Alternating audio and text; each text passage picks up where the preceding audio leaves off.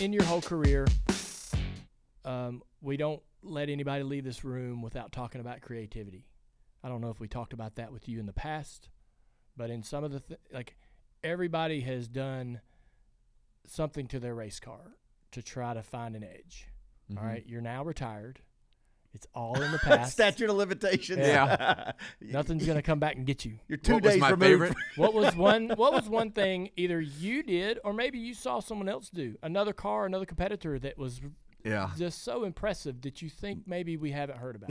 Well, my favorite thing was at the super speedways, because I think that's where most of us all got the most creative. Yeah.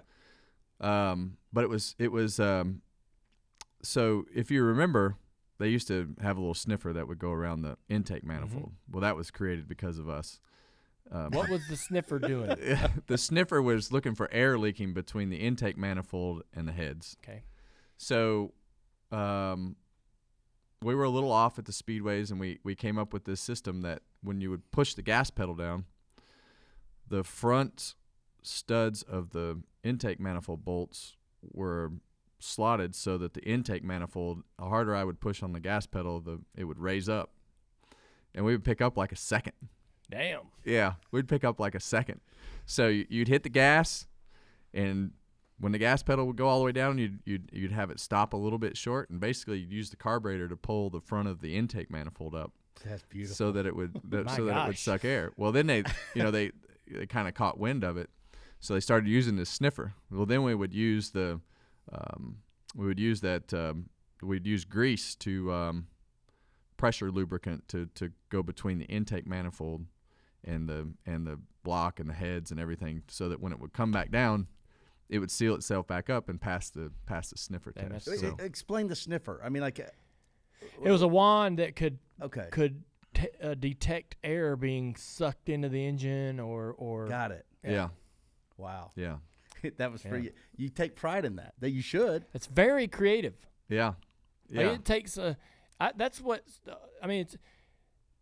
I think the fun part about it is like we all know how hard it is to get something through that tech shed, and when you get something through because you just you work through navigated through the loops of the rule book, it's to be celebrated. Get the windbag out. When we would go to Dover, we would have this.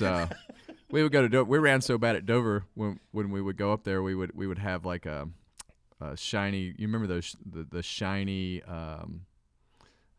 insulation pieces that you'd have under the car, and they still may be there. I don't know, but anyway, we would have them. We would have multiples of them tie strapped to the drive shaft tunnel, and when you needed a caution or you're getting ready to get lapped, you just go in there and pull those tie straps loose, and the piece would fall out the back of it. That's awesome. Hilarious.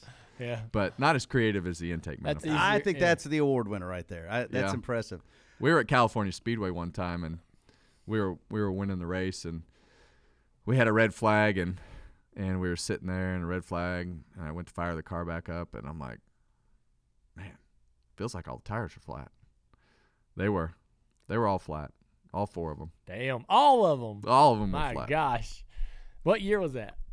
It was probably it had to be 2007. Really? That was when all the hole poking started in the tires. Yeah. With the little bleed holes. We did a little bit of that. Yeah, everybody did. Oh yeah. Everybody did a little hole poking. Yep. Our holes weren't meant to stop. Right. Hey, you mentioned, Kevin, at the beginning how it's been nice kind of reconnecting with some memories that otherwise this happened all year. Made in large part by the fantastic video series and the work that Stuart Haas does. I mean, like, it's all been really good. What's been your favorite? 29, this one, Richard. And just seeing the two companies work together, I think that says a lot about where I ended, and just being able, I went up and went to RCR Fan Day. Yeah. And signed autographs with Richard Childress. Yeah. And just sat out there and just talked with him, and Richard and I have just developed a great relationship again. How much of this year has been about reconciliation, right? Richard and I have been in a pretty good spot, but this is a pretty big level, and I think to see that 29 on the side of that car one more time at North Wilkesboro was pretty neat. It meant a lot to him. It meant a lot to me, and it meant a lot to the fans. And I think for me, look, we had some great success in the 4-car. A lot of people know about the 4-car, but the popularity of this particular number and car is it pushes buttons of people who might not watch every week anymore. Yeah. And I think this is your diehard NASCAR fan, but just being able to just talk about old times with Richard. Todd Barrier came to RCR Fan Day, and we sat up and did a Q&A together.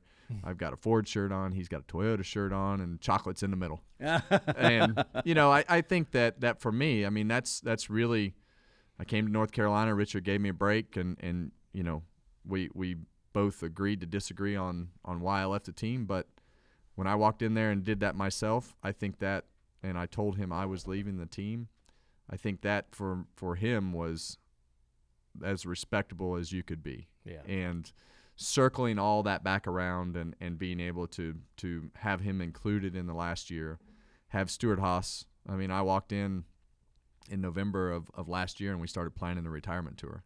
And the second meeting, they said, is there anything you want to do? And I had a list, and before I walked out of the meeting, I said, one thing I want to do is I want to run the 29 car at the All-Star race. And they both looked at me, and they're like, is that even possible? I said, yeah, it's possible. Chase Elliott did it. And they said, well, who's going to call Richard? I said, well, I'm going to call Richard. So I called Richard. I said, hey, here's my idea. What do you think? He's like, not a problem. I'll tell Tori. And that was it. I mean, it literally took 5 minutes. And from that point forward, RCR and Stuart Haas Racing started working on the merchandise and all the things that came in together. And then I called Busch, and I said, hey, what would you guys think about this for the All-Star race? And they came up with their 2001 logo to tie it all together, and off we went.